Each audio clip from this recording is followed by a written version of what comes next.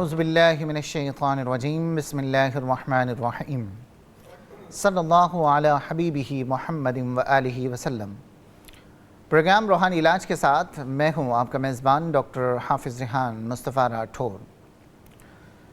ناظرین کرام، آج جو ٹاپک اسٹوڈیو میں ہم ڈسکس کر رہے ہیں وہ نزع روح کے حوالے سے ہے کہ جسم جس کے اندر اللہ رب العزت نے گوشت کو رکھا، ہڈی کو رکھا، تو کیا فقط اس جسم کے اندر یہ دونوں چیزیں ہی موجود ہیں یا کوئی تیسری چیز بھی موجود ہے؟ اور اگر کوئی تیسری چیز موجود ہے تو وہ کیا ہے؟ اور اگر جسم اس پر جب موت طاری ہوتی ہے یا موت واقع ہوتی ہے تو ایسی کیا چیز ہے جو اس جسم سے نکل جاتی ہے تو یہ جسم جس میں ڈیڈ ہو جاتا ہے یا انسان کو مردہ قرار دے دیا جاتا ہے؟ یہ نزع روح کیا ہے؟ کیا روح نکلنے کے کوئی اسٹیجز ہیں؟ کیا جو شخص انتقال کرنے والا ہے، جو شخص اس زندگی سے برزخی زندگی کی جانب جانے والا ہے، تو کیا اس کو معلوم ہونا شروع ہو جاتا ہے کہ اس کا وقت وصال یا وقت انتقال قریب آ گیا ہے؟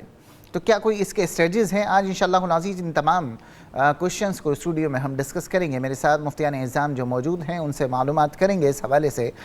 میرے پہلے مہمان ہیں جامعۃ المصطفیٰ کے وائس پرنسپل ہیں، ادارہ نور القرآن میں محتمم ہیں، وہاں پر فتوی دیا کرتے ہیں مفتی حسن نوید نیازی صاحب۔ میں آپ کو پروگرام میں خوش آمدید کہتا ہوں۔ میرے دوسرے مہمان ہیں، اسپریچول ہیلر ہیں، اسلامک اسکالر ہیں، حضرت علامہ مولانا مفتی صادق نقشبندی صاحب۔ میں آپ کو پروگرام میں خوش آمدید کہتا ہوں۔ میرے تیسرے مہمان ہیں، وہ بھی اسپریچول ہیلر ہیں، اسلامک اسکالر ہیں، حضرت علامہ مولانا مفتی نادر جہانگیری صاحب۔ میں آپ کو پروگرام میں خوش آمدید کہتا ہوں۔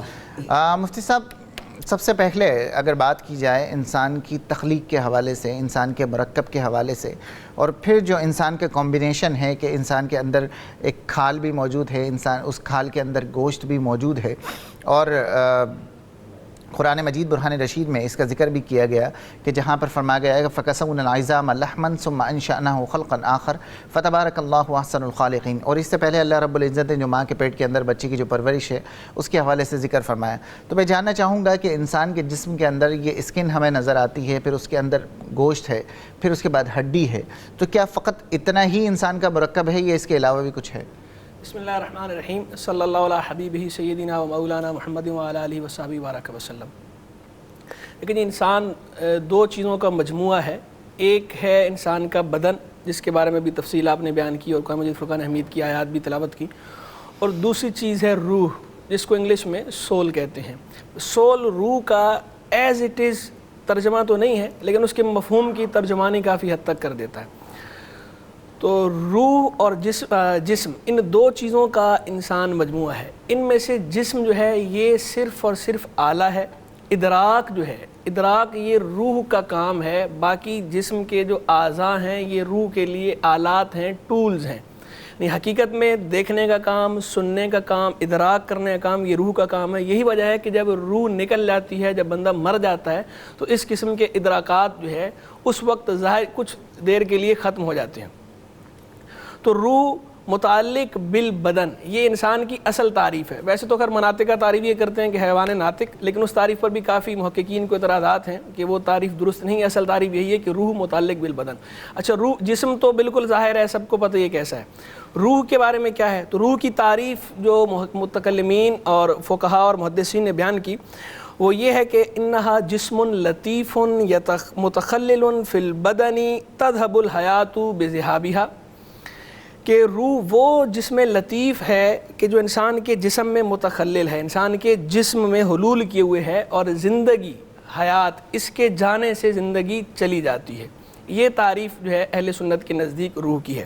اور باقی بعض محققین نے اس کو یوں ادا کیا ہے، جسم لطیف مشتبک بالبدن اشتباک الماء بالعود الاخضر، کہ روح وہ جسم لطیف ہے کہ جس نے بدن کے ساتھ اس طرح اشتباک کیا ہوا ہے کہ جس طرح پانی میں سبز گھاس یا پانی میں سبز لکڑی جو ہے جس طرح اس کو گاڑ دیا جائے تو یہ اس طرح جسم میں گڑی ہوئی ہے. امام نووی وغیرہ نے اسی پر جزم کیا ہے. بہرحال یہ بات طے شدہ ہے کہ روح نے انسان کے جسم میں حلول کیا ہے، لیکن اس حلول کی کیفیت میں اختلاف ہے. بعض حضرات کہتے ہیں کہ جو یہ حلول ہے یہ طریانی ہے اور بعض کہتے ہیں سریانی ہے. دونوں میں فرق کیا ہے؟ طریانی یہ ہوتا ہے کہ بھئی طاری ہونا، کہ روح جو ہے وہ جسم کے اوپر طاری ہوئی ہے. ایک چیز ایسے جیسے ہاتھ ہے، ہاتھ کے اوپر ایسے طاری ہے یا اس طرح طاری ہے، یعنی اس کے اوپر ہے، چڑھی ہوئی چیز ہے، کوٹڈ. اور دوسرا یہ بعض حضرات کہتے ہیں کہ یہ حلول سریانی ہے، یعنی اندر سرایت کیے ہوئے ہے، طریانی نہیں ہے، اندر سرایت کیے ہوئے ہے. اور حقیقت حال کا علم تو اللہ بہتر جانتا ہے، لیکن بہرحال جن کا قول یہ ہے کہ حلول سریانی ہے اس کی تائید بعض احادیث سے ہوتی ہے. جیسے کہ بعض احادیث میں کہ روح جب جسم سے نکالی جاتی ہے تو اس کو تکلیف ہوتی ہے، اور جس طرح جو ہے وہ کھال جانور کی اتاری جائے کھینچی جائے تو تکلیف ہوتی ہے. تو اس طرح کی روایات سے تو اس نظریے کو تقویت ملتی ہے کہ جو حلول ہے وہ سریانی ہے. بہرحال خیر اختلاف رائے اس بارے میں موجود ہے. ٹھیک ہے. مفتی صالح صاحب یہ بتائیے کہ جس طرح مفتی صاحب نے بیان کیا کہ روح جو ہے وہ طاری ہے یا اندر حلول ہے، اس سے ہٹ کر جو ہے وہ، کیونکہ مجھے کال بھی لینی ہے، اس سے ہٹ کر میں کچھ پوچھنا چاہ رہا ہوں کہ جب ایک انسان پر موت واقع ہوئی، یعنی جسم سے روح نکل گئی، تو وہ ہم جسم کو دیکھتے ہیں وہ نیلا پڑنا شروع ہو جاتا ہے. اس کی وجوہات کیا ہیں؟ کیا یہ تازگی یا انسان کو یہ جو فریشنس جتنی بھی ہے یہ صرف روح کی وجہ سے ہے، جسم کی کوئی اہمیت نہیں ہے؟ اس حوالے سے گفتگو کریں گے. کالر ہمارے ساتھ لائن پہ موجود ہے. السلام علیکم. جی کونر کہاں سے بات کر رہے ہیں؟ سر میں فیاض بول رہا ہوں سر، راول پنڈی سے. جی فیاض صاحب فرمائیے. ہاں سر یہ پوچھنا تھا، پہلے ایک دفعہ فون پہ بات تو ہوئی تھی لیکن پروگرام میں بغیر ٹائم بھی کم تھا اور پھر وہ نام لکھنے میں کچھ غلطی ہو گئی تھی. جی جی فرمائیے، اپنا مسئلہ بیان کیجیے. یس سر، وہ بچے کا مسئلہ ہے سر. بچے کا نام ہے جوہر مہدی. جوہر مہدی؟ گاف سے سر. گوہر مہدی، اوکے. یس سر، گوہر مہدی سر. ٹھیک ہے. والدہ کا نام بتائیے. والدہ کا نام ہے سر رضیہ. رضیہ، جی فرمائیے. اس کا سر تقریباً 8 سال سے زیادہ عرصہ ہو گیا ہے، تو اس کا پرابلم ہے ذہنی مسئلہ سر. تو ذہنی مسئلہ کیا ہے ان کو؟ سر ان کا جب 8 سال پہلے جب 10ویں میں پڑھتا تھا نا سر، تو اس کا غصہ اچانک زیادہ ہونے لگ گیا. تو اس کے بعد سر پھر وہ توجہ اس کی ہٹ گئی. پڑھائی میں بڑا لیٹ تھا، 90% ابو نمبر لیتا تھا، پڑھائی چھوڑنے لگ گیا. تو پھر اس کا وہ لیول بھی ڈاؤن ہو گیا، اور پھر توجہ کنسنٹریشن آف مائنڈ جو تھی نا وہ بالکل اس کی نہیں ہوتی تھی. کبھی کہتا میں پڑھائی چھوڑتا ہوں، کبھی کہتا میں دینی کام تبلیغ کا کرتا ہوں، کبھی کیا کرتا ہوں. تو ابھی اس وقت ان کا اسٹیٹس کیا ہے، کیا صورتحال ہے ان کی؟ سر اس کا پھر مختلف سائیکیٹرسٹ کو دکھایا تو انہوں نے بتایا کہ یہ بائی پولر ڈس آرڈر ہے اس کو. اس کا علاج سر کرایا. تقریباً ابھی دوائیاں ہم اس کو کھلا رہے ہیں لیکن وہ کھاتا نہیں ہے، چھپا کر کھلاتے ہیں. تو 3-4 سال تو اس نے لگ کے کھائی ہیں دوائیاں، لیکن اس پر فرق نہیں پڑتا. تو روحانی علاج والوں کو کچھ سکھایا ہے. ٹھیک ہے، بہت شکریہ فیاض صاحب، آپ نے ہمیں کال کی راول پنڈی سے. بالکل انشاءاللہ آپ کے مسئلے کا بالکل بھرپور جواب دیا جائے گا. بہت شکریہ، آپ پروگرام میں شامل ہوئے. جی مجھ سے ہم بات کر رہے تھے. آپ نے بڑا دلچسپ سوال کیا کہ بندے کے روح کے قبض ہونے کے بعد جسم بالکل بے جان سا لگتا ہے، نیلا سا پڑ جاتا ہے. کہ انسان کا وجود جو ہے خالی جسم سے تعلق نہیں رکھتا. انسان کا وجود جو ہے جسم اور روح سے دونوں کا مل کر ایک مرکب ایک وجود بنتا ہے. اب یہاں پر خالی روح کی بھی خالی حیثیت نہیں ہے، خالی جسم کی بھی کوئی حیثیت نہیں ہے. جب دونوں ملیں گے تو پھر انسان کا وجود چلے گا. اب یہاں پر مگر اس میں اصل چیز ہے وہ روح ہے. اگر جسم اور روح میں اگر دیکھا جائے تو اصل جو ہے اس کی روح ہے. روح کی وجہ سے وہ پورے وجود پر اس کے جو ہے اس کے ادراک، اس کے احساسات ہوتے ہیں، اور جو روح نکل جائے تو پھر یہ انسان کا وجود خالی ہو جاتا ہے، اس کا کوئی وہ نہیں ہے. یہی وجہ ہے کہ جس طرح جب بھی موت واقع ہوتی ہے تو اب روح کے نکلنے کے بعد اب وہ خالی وجود ہونے کے بعد آہستہ آہستہ اس کا روح جو خون کی جو شریانوں کا سلسلہ رک جاتا ہے، اور اس کی وجہ سے آہستہ آہستہ وہ جسم جو ہے سرد ہونے لگ جاتا ہے اور جسم رک جاتا ہے. تو اس سے پتہ چلا کہ خالی روح اور خالی جسم یہ دونوں ویسے حیثیت نہیں رکھیں گے، ملیں گے تو پھر ایک حیثیت بنے گی. اور اس میں مگر جو زیادہ اہم جو ہے وہ روح بنتی ہے. ٹھیک ہے. اور دوسری بات یہاں پر یہ عرض کرتا چلوں کہ جس طرح فقیر نے عرض کیا کہ یہاں جسم اور روح مل کر پھر ایک وجود بنتا ہے جو انسان کا وجود بنا یا جو بھی جس کا بھی وجود بنا، جیسے کہ جس طرح درندوں کا بھی وجود ہوا یا پرندوں کا بھی وجود ہوا، یہ بھی جسم اور روح مل کر بنے ہیں۔ اب یہاں پر حدیث شریف میں آتا ہے جب قیامت کے میدان میں جس کو سزا دینے کا حکم دیا جائے گا اور وہ وہاں پر جسم اور روح کا اختلاف ہو جائے گا۔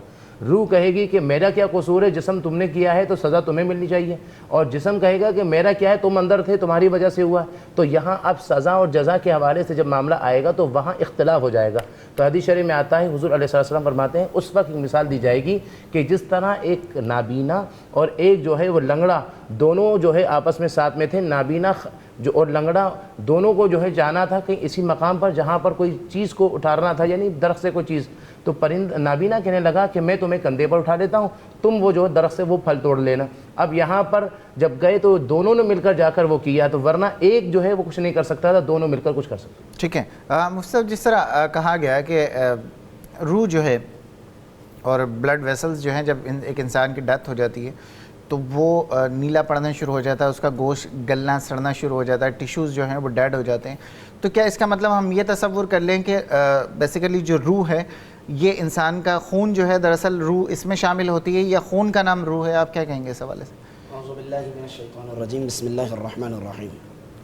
آج کا ہمارا موضوع یہ بہت زیادہ اہم موضوع ہے نظر روح کے حوالے سے، اور یہ ایک ایسا موضوع ہے کہ انسان اگر اس موضوع کا انتخاب کرے، اس کو پڑھے یا سنے، تو کچھ وقت کے لیے جو ہے اس کے اوپر ایک کیفیت طاری ہو جاتی ہے۔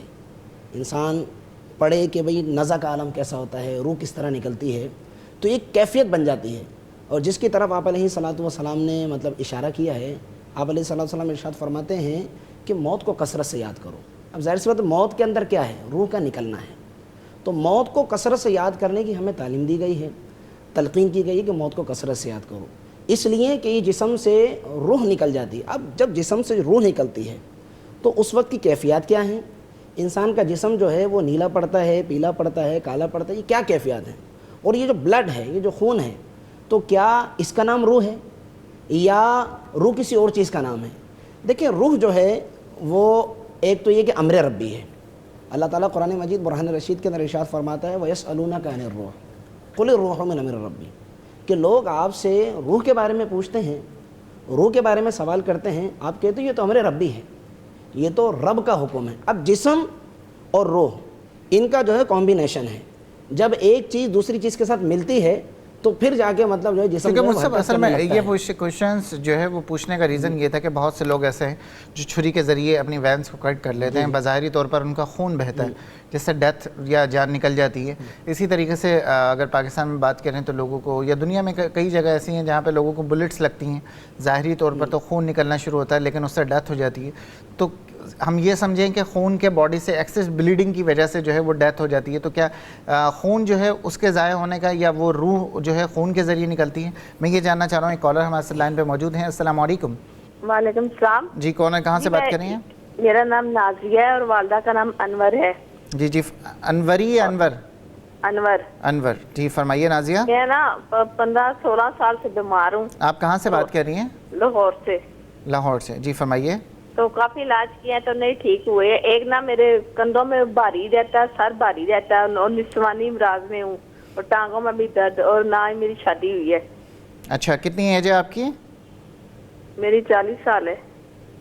ٹھیک ہے، یہ بتائیے جو آپ جو درد بتا رہی ہیں کہ آپ کو جسم کے اندر درد ہوتا ہے، تو یہ آپ کو کسی خاص وقت میں ہوتا ہے یا 24 گھنٹے آپ کو رہتا ہے؟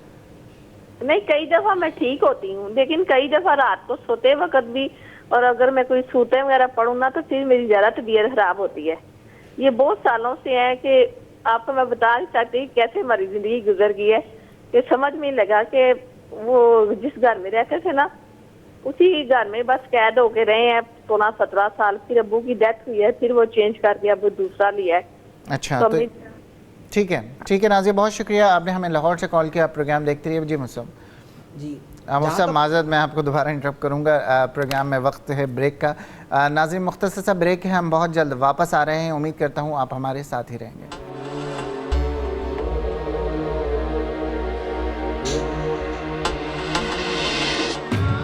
ناظرین پروگرام میں ایک بار پھر آپ کو خوش آمدید کہتا ہوں. میں بتاتا چلوں کہ آج ہم نزع روح کے حوالے سے گفتگو کر رہے ہیں.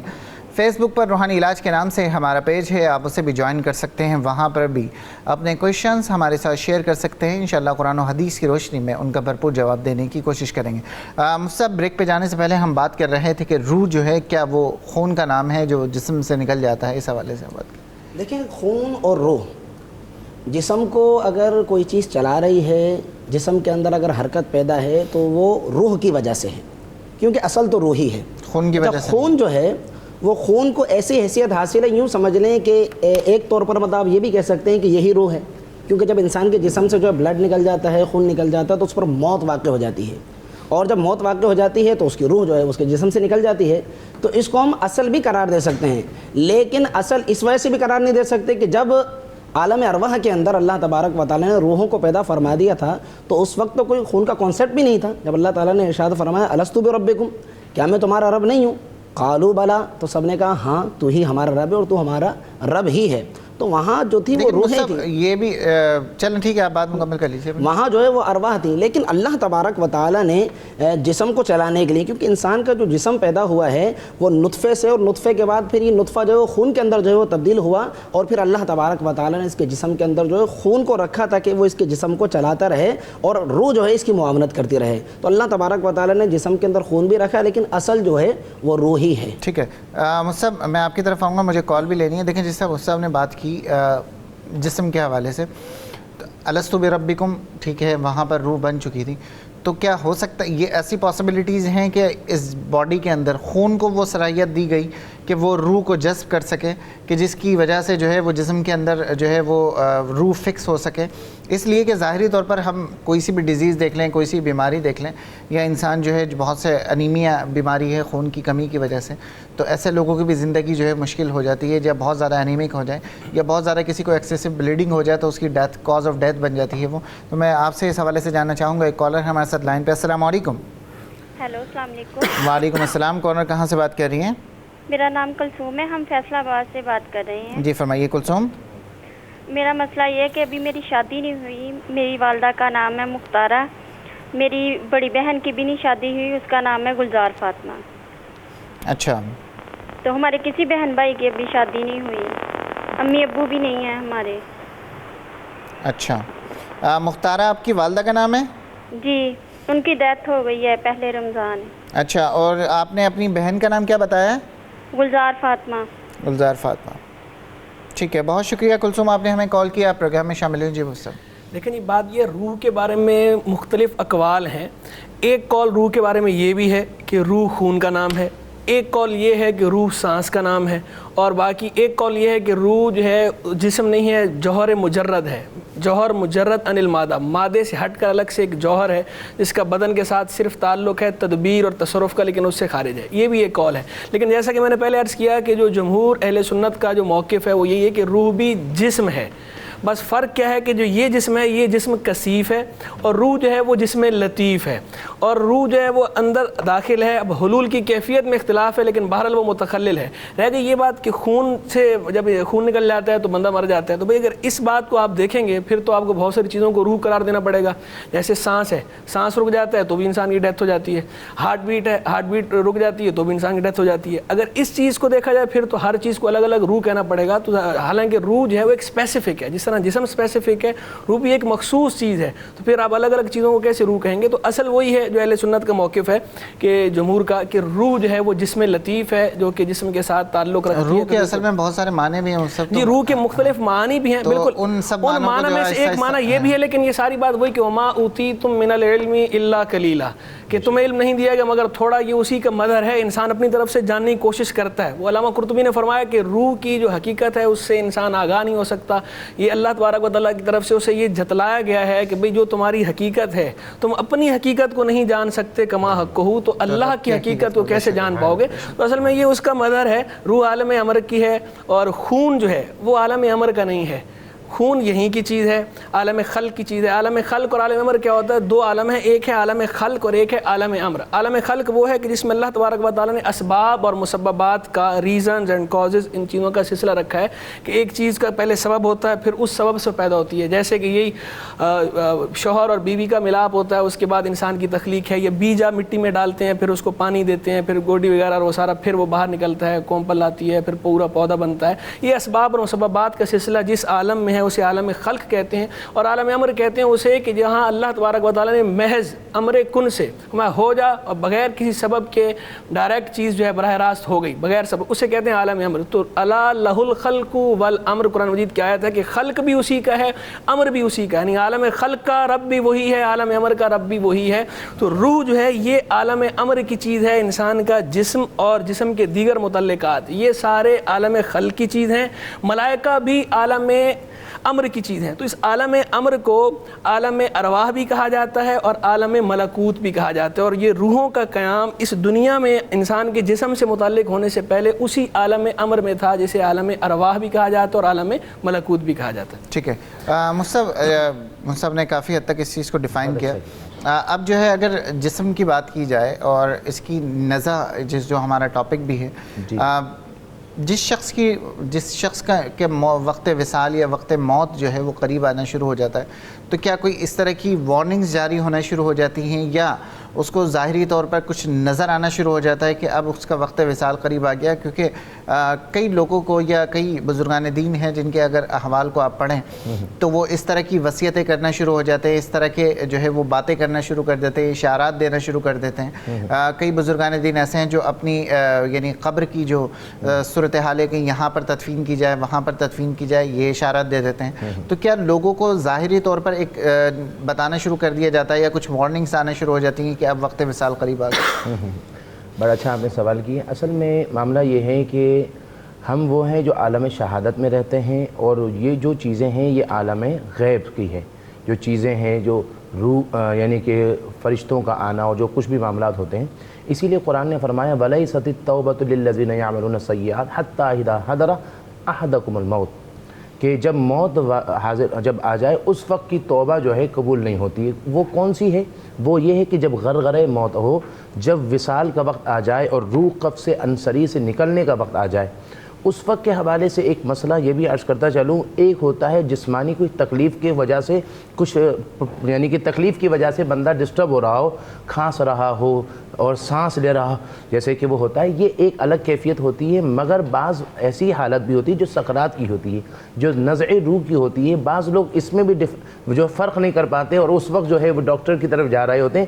وہ کیفیتوں کے بارے میں بھی بزرگوں نے فرمایا کہ اس وقت اس کی کن پٹی کی جو ہے ہڈی جو رک جاتی ہے، اس کی سانس جو ہے وہ تیز ہو جاتی ہے اور سانس اکھڑنے لگ جاتی ہے اور ہاتھ پاؤں ڈھیلے ہو جاتے ہیں اور روح پر قبض ہونے لگتی ہے، جو وجود کے پاؤں سے نکلنا شروع ہوتی ہے، حلق کی طرف آگے آگے کر کے بڑھ رہی ہوتی ہے. ایسی کیفیتیں جو روح کی نزع روح کی طرف ہو رہی ہوتی ہے، تو بزرگ فرماتے ہیں وہ سکرات کی کیفیت ہوتی ہے. اس وقت کچھ نہ کچھ پڑھنا چاہیے، اس کو تلقین کرنا چاہیے، اس کے سامنے سورہ یاسین پڑھنا چاہیے، یہ کرنا چاہیے. پھر جب وہ ایسا وقت آتا ہے تو میں آپ کی اس بات سے تھوڑا سا اختلاف اس لیے رکھوں گا کہ آپ نے کہا کہ سورہ یاسین جو ہے پڑھنا چاہیے. جی ایسی حالت میں کیا وہ شخص قرآن کا ادب کر سکے گا یا جو پڑھنے والا ہے وہ اس طریقے سے پراپر انٹینشن دے سکے گا؟ میں سمجھتا ہوں بلکہ یہ بے ادبی کے ٹائم وقت ہے، بلکہ اگر کوشش کریں اگر وہ خود اپنی زبان سے کچھ کلمہ پڑھ سکے تو صحیح ہے، ادروائز اس کو سامنے قرآن نہ پڑھا جائے. کیونکہ بہت سے لوگ ایسے ہیں، میں نے ہاسپٹل کے اندر دیکھا ہے کہ جب اس طرح کی صورتحال ہوتی ہے تو لوگ بولتے ہیں یاسین پڑھیے، سورہ رحمان پڑھیے، سورہ مزمل پڑھیے. تو بظاہری طور پر پیشنٹس جو ہیں وہ اس وقت ایسی حالت میں ہوتا ہے کہ اس کو کوئی ہوش نہیں ہوتا یا سینس نہیں ہوتا، تو وہ مزید گناہ گار آپ کرنے کے. اچھا یہاں ایک بات یہ بہت اچھی آپ نے بات کہی کہ اس کو مت بولے کہ پڑھیے، نہیں دیگر لوگ بھی اگر پڑھ رہے ہوتے ہیں تو حدیث شریف میں آتا ہے لقنوا امواتکم لا الہ الا اللہ، اپنے مردوں کو یعنی جو مرتے وقت کی حالت والوں کو تم کلمہ طیبہ کی تلقین کرو. تو تلقین جو کہا گیا اس سے مراد یہ ہے کہ اس وقت اس کا آخری لمحہ ہے اور روح نکل رہی ہے اور وہ عالم جاودانی کی طرف جا رہا ہے. ایسے موقع پر ایک تو یہ ہے کہ جو افراد وہاں موجود ہیں وہ کلمہ شریف شروع کر دیں، چونکہ السٹر آلویز لرنر، جو سننے والا ہے وہ سیکھنے والا ہے، جو سنتا جائے گا وہی الفاظ اس کی زبان پر آنے لگ جائیں گے۔ وہاں ہمارے ہاں جو چیخنا چلانا ہوتا ہے وہ نہ کریں، کلمہ شریف شروع کر دیں، اور وہاں یہ کہیں نہیں اس سے کہ پڑھو، چونکہ وہ اس وقت اتنی تکلیف میں کہ اگر اس نے کہہ دیا نہیں پڑھتا یا کوئی گستاخانہ یا بے ادبی والی کلمہ بولا تو کہیں اور کفر نہ ہو جائے، اس لیے اس کے سامنے پڑھیں، اور جب پڑھنے لگے گا آہستہ آہستہ اللہ تعالیٰ توفیق دے گا کہ وہ پڑھنے لگ جائے گا۔ پھر یہ ہے کہ جس طرح جب وہ روح پرواز ہونے لگتی ہے تو عالم جو غیب کا وہ کھل جاتا ہے اور سارے جو ہے فرشتے نظر آتے ہیں، جس طرح حدیث میں آتا ہے جو مومن کی روح ہوتی ہے تو فرشتے قطار در قطار موجود ہوتے ہیں، وہ اس کو دیکھ رہے ہوتے ہیں، وہ فرشتوں کو دیکھ رہا ہوتا ہے، اور اسی طرح وہ نورانی چہرے میں ہوتے ہیں۔ یہ ساری چیزیں ایسی بتائی جا رہی ہیں کہ وہ مشاہدات ہو رہا ہوتا ہے اور روح اس کی اس جسم سے پرواز ہو رہی ہوتی ہے۔ ٹھیک ہے ناظرین، پروگرام میں مختصر سا بریک ہے، ہم نزع روح کے حوالے سے گفتگو کر رہے ہیں، امید کرتا ہوں آپ ہمارے ساتھ ہی رہیں۔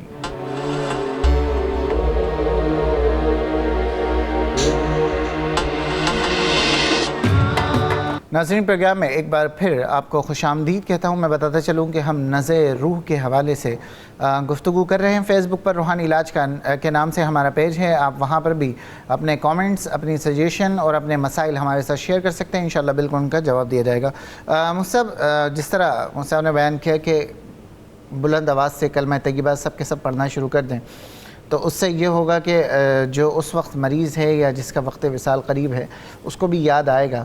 تو کیا اس کے ساتھ ساتھ کچھ تلقین کرنے کے بھی کچھ قرآن و حدیث میں ہمیں ملتا ہے کہ جو یعنی جس کا یہ وقت ہے اس کو کچھ تلقین کی جائے، یا کیونکہ قبر کے حوالے سے تو ملتا ہے کہ مردے کو تلقین کرنا چاہیے، تو وہ شخص کے جس کا وقت وصال قریب ہے کیا اس کو بھی تلقین کرنے کی کچھ بیان کیا گیا ہے؟ دیکھیں، سب سے پہلے تو جو آپ نے ابھی بات کہی ہے تھوڑی دیر پہلے کہ میں مناسب نہیں سمجھتا کہ اس وقت مردہ جو ٹینشن میں ہوتا ہے وہ قرآن پاک پڑھا جائے یا یاسین شریف پڑھی جائے، کچھ بھی پڑھا جائے۔ دیکھیں مصعب، میں یہ بات اس وجہ سے کہہ رہا ہوں، میں ایز اے ڈاکٹر خود کئی مرتبہ ایسے پیشنٹس کو دیکھنے کا ہے، اور لوگ چاروں طرف سے قرآن مجید کی صورت کھول کے بیٹھے ہوئے ہوتے ہیں، کیونکہ 90% لوگوں کو سورہ یاسین یاد نہیں ہوتی یا دیگر صورتیں یاد نہیں ہوتی، تو لوگوں کا ایک عقیدہ بھی ہے کہ سورہ یاسین پڑھی جائے گی تو اس سے شاید مزید برکتیں ہوں گی یا صحت یاب ہو جائے گا۔ تو وہ قرآن کو جس طریقے سے پکڑے ہوئے ہوتے ہیں، نہ ان کو اس وقت کوئی ادب قرآن موجود رہتا ہے، اور پھر جو مردہ جو ہے وہ سنتا بھی نہیں ہے، نہ وہ اس آواز سے پڑھتے ہیں، نہ مردہ سن رہا ہوتا ہے، بس وہ رو رہے ہوتے ہیں، پڑھ رہے ہوتے ہیں۔ تو میں ان کی فیلنگ کو خدا نخواستہ ہرٹ نہیں کرنا چاہتا، لیکن قرآن کے ادب کی خاطر میں کہہ رہا ہوں کہ ایسا اگر نہ کیا جائے تو بہتر نہیں، دیکھیں قرآن کا ادب وہ اپنی جگہ ہے، لیکن ہمیں تو یہ احادیث سے جو ہے وہ ملتا ہے کہ اپنے لقنوا موتاکم لا الہ الا اللہ، کلمہ طیبہ کی مل اور یاسین شریف کا بھی ملتا ہے کہ اپنے مردوں کے پاس جو ہے یاسین شریف پڑھو۔ مردوں کے پاس مصعب وہ مردہ نہیں ہوا، مراد یہی ہے، یعنی مرنے والوں کے پاس جب وہ عالم نزع کے حالت میں ہو اس وقت جو ہے یاسین شریف جو ہے پڑھی جائے۔ ایک تو بات یہ کہ قرآن مجید برہان رشید کو اللہ تبارک و تعالی نے شفا بنا کر اتارا ہے۔ ٹھیک ہے، اب شفا جو ہے وہ دو معنی میں ہے، یا تو اسے اس مرض سے شفا مل جائے گی، ایک تو یہ ہے کہ وہ صحت یاب ہو جائے گا، یا یہ ہے کہ اللہ تبارک و تعالی اس کی جو پریشانی ہے، جو عالم نزع کے اندر اس کو پریشانی ہو رہی ہے، اللہ تعالیٰ اس پریشانی کو جو ہے وہ آسانی کے اندر تبدیل فرما دے گا۔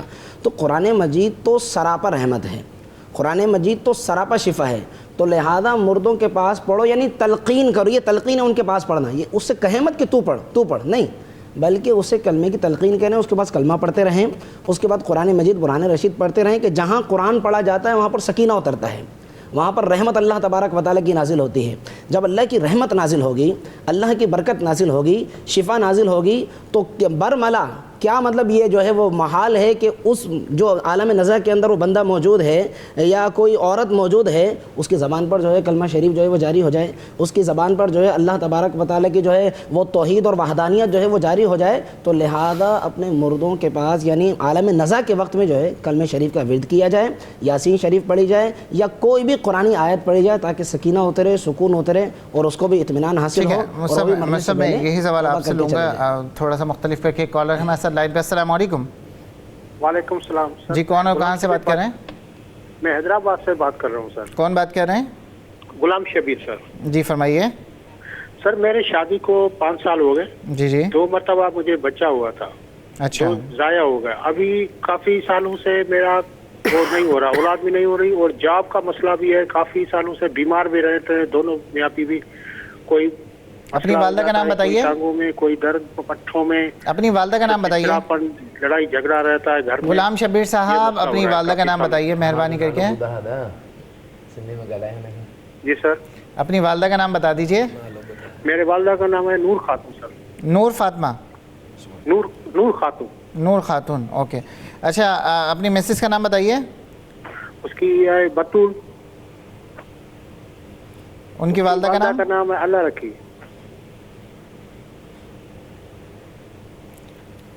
ٹھیک ہے, بہت شکریہ آپ نے ہمیں کال کیا. پروگرام دیکھتے ہی غلام شبیر صاحب, بالکل آپ ضرور دیکھیں گے پروگرام.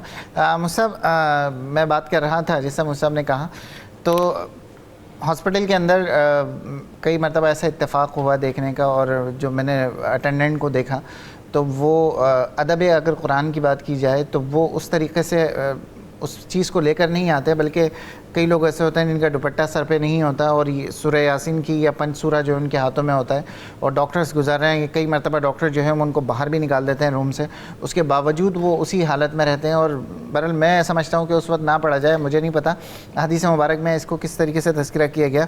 ہاں, میں نے کئی لوگوں کو ایسا بھی دیکھا ہے کہ جو کلمہ طیبہ کا وٹ کرنا شروع کر دیتے ہیں, تو اس کے لیے کوئی قاعدے کی ضرورت نہیں پڑتی, کسی قرآن کی سپارے کی ضرورت نہیں پڑتی, اور لوگ جو ہے وہ پڑھنا شروع کر دیتے ہیں. جی دیکھیں, صدیوں سے سلف صالحین کا معمول ہے کہ نزع کے عالم میں مردے کے پاس سورہ یاسین پڑھتے بھی ہیں, پڑھنے کی تلقین بھی کرتے ہیں. اس پہ غور کیا جائے کہ کیوں کرتے ہیں. اس کی فقہاء نے باقاعدہ تصریح کی ہے, فقہاء نے اپنی کتب میں صراحت کی ہے کہ نزع کے عالم میں سورہ یاسین پڑھنے کی وجہ یہ ہے کہ جاں کنی میں آسانی ہو, کہ اس کی روح جو ہے وہ سورہ یاسین شریف کی تلاوت کی برکت سے آسانی سے بدن سے جدا ہو اور اسے تکلیف کم سے کم ہو. یہ فقہاء نے صراحت کر دی ہے. یعنی اگر وہ شفا کی نیت سے نہیں پڑھی جا رہی ہوتی, وہ اس نیت سے پڑھی جا رہی ہوتی ہے کہ اس کی روح نکلنے میں آسانی ہو. ایک بات تو یہ تو طے شدہ ہے کہ سورہ یاسین پڑھنے کا سلف صالحین کا معمول رہا بھی ہے, تلقین بھی کرتے ہیں. اب آ جائیں دوسری بات کی طرف کہ قرآن مجید فرقان حمید کا ادب.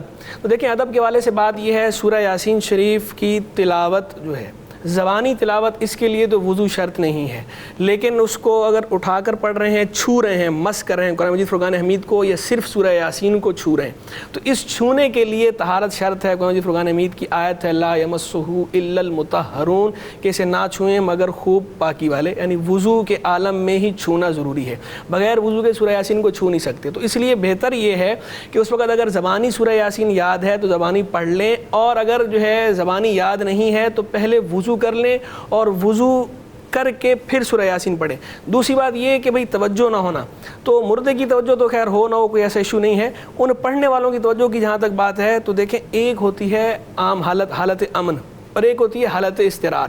دونوں حالتوں کا فرق ہے. حالت امن میں جس قسم کے ادب کا مطالبہ ہے, حالت استقرار میں وہ معافی ہے. حالت استقرار میں کوئی اگر اس وقت داری بات بیچارہ پریشان ہے, پریشانی کے عالم میں اسے وضو کرنا لیکن ضروری ہے, وضو کے علاوہ باقی اگر اس کی توجہ نہیں ہے یا وہ نہیں بھی ہے تو وہ اتنا کوئی ایشو نہیں ہے, وہ اسے وہ معاف ہے, لیکن بہرحال وہ اسے پڑھے.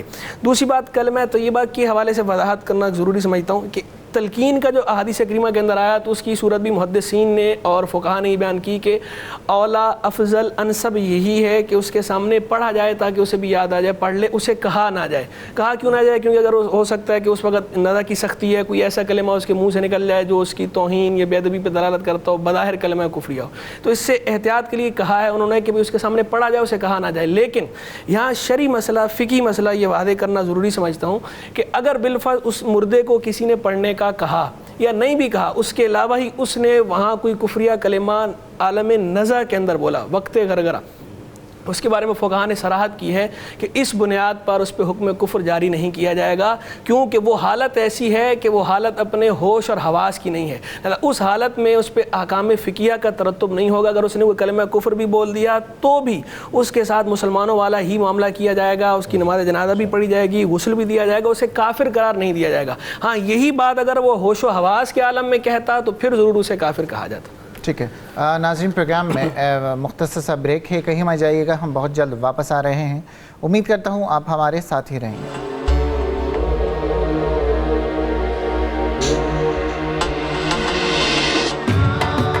ناظرین پروگرام میں ایک بار پھر آپ کو خوش آمدید کہتا ہوں. میں بتاتا چلوں کہ آج ہم نزع روح کے حوالے سے گفتگو کر رہے ہیں. فیس بک پر روحانی علاج کے نام سے ہمارا پیج ہے, آپ وہاں پر بھی اپنے کوشچنس, اپنے سجیشن اور اپنے مسائل ہمارے ساتھ ڈسکس کر سکتے ہیں. مفتی صاحب, جس طرح نزع روح کے حوالے سے مفتی صاحب نے بیان کیا اور کلمہ طیبہ اور سورہ یاسین کے فضائل بھی بیان کیے, تو میں اب تھوڑا سا یہ جاننا چاہ رہا ہوں کہ کیا جسم کے ساتھ جب روح نکلتی ہے تو یہ تکلیف کا عمل ہے؟ اس لیے قرآن مجید برہان رشید نے اس کو ذائقہ قرار دیا اور کہا کہ کل نفس ذائقۃ الموت, کہ ہر انسان کو جو ہے وہ موت کا ذائقہ چکھنا ہے.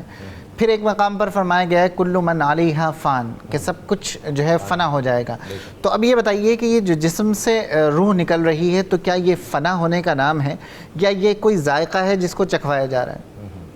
بڑا دلچسپ سوال ہے, مگر مجھے پچھلے سوال پر ایک بات عرض کرتے ہوئے آگے بڑھتا ہوں. یہ بات چلی کہ حالت نزاع میں سورہ یاسین پڑھی جائے اور پڑھنے کے حوالے سے کیا فائدہ ہوگا, ڈسکس ہوئی. حضور علیہ السلام کا فرمان میں ملتا ہے کہ یاسین شریف اپنے میت مردوں کے سامنے یعنی اس کے نزاع کے وقت میں پڑھو, چونکہ روح کا قبض کرنا اس وقت آسان ہو جاتا ہے. تو اس پر صاحب مرقات رحمۃ اللہ علیہ فرماتے ہیں کہ یہ یاسین شریف ہی کو خاص تعین کیوں کیا گیا, کسی اور صورت کو نہیں کہا بلکہ اس یاسین شریف کو کہا؟ تو جواب یہ دیا گیا کہ یاسین شریف قرآن پاک کا دل ہے, اور یہ قرآن پاک کا جو دل ہے اور یہ اتنا بڑا مقام رکھتا ہے کہ ایک دفعہ یاسین پڑھنا وہ 10 قرآن پاک کے برابر ثواب ہے. اور اس کے علاوہ بھی سورہ یاسین کو اگر آپ پڑھیں آخری رکوع کو, تو اس میں اللہ رب العزت نے انسان کو یہ بھی بتایا ہے کہ ہم جو ہے تمہیں انگوٹھا, یہ تھم امپریشن جو ہے, لوگ کہتے ہیں کہ ایک مرتبہ اگر بن گئے تو ختم ہو جائیں گے, دوبارہ کس طرح جنم لے سکتے ہیں یا پیدا ہو سکتے ہیں. تو اللہ رب العزت نے انسان کی جو ہے اس حقیقت کو بیان کیا کہ پہلی مرتبہ جب ڈائی جو بنتی ہے وہ بنانا سب سے مشکل ترین کام ہے, اور اس ڈائی سے پھر ہزاروں چیزیں بن سکتی ہیں. تو اللہ رب العزت نے یہاں پر اس سورہ میں یہ بھی بیان کیا کہ جب یہاں پر موت دے رہا ہوں تو قبر میں دوبارہ حیات آئے گی, تو اس کے ریزنز کیا ہیں؟ تو بالکل اس وجہ سے بھی نظر آتی ہے کہ سورہ یاسین پڑھی جاتی ہے. تو اب یہاں پر یہ خاص سورہ یاسین ہی کا خاص کہا کہ اس کا روح کے قبض ہوتے وقت پڑھنے کے بارے میں فقہا فرماتے ہیں. اصل میں صاحب مرقات فرماتے ہیں کہ اس صورت کے اندر خاص کر کے توحید الہی کا تذکرہ, اس میں حشر کا تذکرہ, قیامت کا تذکرہ اور وہاں کے معاملات کا تذکرہ, اور اس میں بندے کے پیدا ہونے کا تذکرہ, مرنے کا تذکرہ اس میں ہے. اسی لیے اس کو جب پڑھے گا تو ان سب چیزوں کا تعلق توحید سے ہے, اور جب بندہ پڑھتے وقت اگر اس وقت یہ یاسین شریف پڑھی جائے گی تو اس کی برکت سے قلب میں جو ہے وہ توحید کی کیفیت آئے گی, اس زبان پر کلمہ طیبہ جاری ہو سکے گا. ایک بات. دوسری بات, شاید آپ کال لے رہے ہیں تو میں عرض کروں. نہیں, کال نہیں, اصل میں 3 منٹ باقی ہیں ٹوٹل, اس وجہ سے میں چاہ رہا تھا. اور دوسرا آپ نے جو سوال کیا تھا وہ سوال کیا تھا؟ میں یہ پوچھ رہا تھا کہ بات کی کہ ذائقہ اور فنا ہونے کے حوالے سے, تو میں یہ جاننا چاہ رہا ہوں. حضرت علی فرماتے ہیں کہ جب یہ جو ہے اگر کسی کو 30 مرتبہ اگر تلوار کا وار کیا جائے, اس کے جسم کو اس سے زیادہ بستر پر مرنا اس سے زیادہ تکلیف دہ ہے. ایک ذرا کٹ لگ جائے تو اس میں جو تکلیف ہوتی ہے اس سے بڑھ کر تکلیف جو ہے پورے جسم سے روح نکل رہا ہے. یہاں پر بزرگوں نے لکھا کہ جس طرح جسم کے اگر تلوار سے ٹکڑے ٹکڑے کر دیں اس سے زیادہ نزع کی تکلیف ہوتی ہے. اچھا. اسی طرح آیا ہے کہ اگر کسی کو آرے سے کاٹا جائے پورے جسم کو ٹکڑے کر دے اس سے زیادہ نزع کی تکلیف ہوتی ہے. ایک موقع پر آتا ہے کہ اس تذکرے کو انشاءاللہ ہم مزید کل کے پروگرام میں جو تصور موت ہے اس کے حوالے سے انشاءاللہ ڈسکس کریں گے.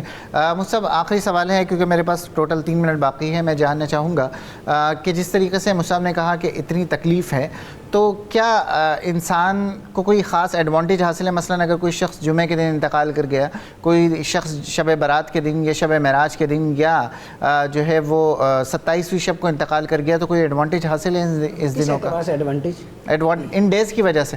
اچھا دیکھیں, اللہ تبارک و تعالی نے دنوں میں برکتیں تو رکھی ہیں اور علماء اور فقہاء نے اس کی تصریح بھی کی ہے, لیکن کیونکہ موضوع ہمارا جو ہے وہ نزع کے حوالے سے ہے, اب جان اور روح یہ تو ہر انسان کی نکلنی ہے. نبی کریم رؤوف الرحیم صلی اللہ تعالیٰ علیہ وسلم نے حضرت اسرائیل علیہ السلام سے پوچھا روح نکالنے کے بارے میں کہ روح جو ہے وہ کس طرح نکلتی ہے, اس کی تکلیف کو جو ہے مجھ پر ظاہر کرو. تو تکلیف جب بتائی گئی کہ اس طرح روح نکالی جائے گی, ایسے نکالی جائے گی, تو نبی کریم رؤوف الرحیم صلی اللہ علیہ وسلم نے ارشاد فرمایا کہ ساری امت کی تکلیف جو ہے وہ مجھے ہی جو ہے وہ دے دو. تو روح جو ہے وہ جسم سے نکلتی ہے, یہ ایک تکلیف دہ عمل ہے, اور نیک کے ساتھ بھی ہے اور بد کے ساتھ بھی ہے. نیک ہے تو بھی اس کی روح تکلیف سے نکلے گی, لیکن یہ کہ اس کی روح کم تکلیف سے نکلے گی. اگر فاسق و فاجر ہے تو اس کی روح جو ہے وہ تکلیف کے ساتھ نکلے گی. بہرحال انسان کا جو خاتمہ ہے وہ اس کے اعمال کے اوپر ہے. اسی لیے کہا گیا ہے انما الاعمال بالخواتیم کہ اعمال کا دار و مدار جو ہے وہ خاتمے کے اوپر ہے کہ انسان کا خاتمہ جو ہے وہ کس پر ہوتا ہے. حضرت علی کا بہت پیارا مجھے قول یاد آ رہا ہے. حضرت علی سے کسی نے پوچھا کہ حضرت مشکل کیا ہے؟ تو آپ نے ارشاد فرمایا قبر میں اترنا. مشکل کیا ہے؟ قبر میں اترنا. کہا حضرت مشکل ترین کیا ہے؟ آپ نے ارشاد فرمایا کہ قبر کے اندر بغیر عمل کے اترنا. یہ سب سے زیادہ مشکل ترین عمل ہے. تو لہٰذا بندے کو چاہیے، ہر شخص کو چاہیے کہ وہ مرنے سے پہلے جو ہے کم از کم مرنے کی تیاری جو ہے وہ ضرور کرے. ٹھیک ہے مصعب، لاسٹ منٹ ہے، میں چاہوں گا کہ کامنٹ اس حوالے سے. دیکھیں، آپ نے کہا کہ تکلیف پہ بات چلی تھی، اس پہ کہہ دیتا ہوں کہ سیدنا ابراہیم علیہ السلام کا بڑا مشہور واقعہ ہے. صرف اس کا آخری جز بیان کرتا ہوں کہ انہوں نے جو یہ عزرائیل علیہ السلام سے ایک دفعہ کہا کہ کیسے آپ قبض کرتے ہو روح، تو انہوں نے کہا کافر کی روح کیسے قبض کرتے ہو؟ تو آپ نے کہا آپ اس کی طاقت نہیں رکھتے. فَإِنَّكَ لَا تُطِيقُ ذَلِكَ، یا ابراہیم آپ اس کی طاقت نہیں رکھتا. آپ نے کہا نہیں دکھائیے. تو آپ نے جب کہا ادھر دیکھا تو ان کا سر آسمان سے لگ رہا تھا اور ان کے منہ سے آگ کے شعلے نکل رہے تھے اور کالے رنگ کا لباس پہنا ہوا تھا اور انتہائی کریہ اور بھیانک صورت تھی.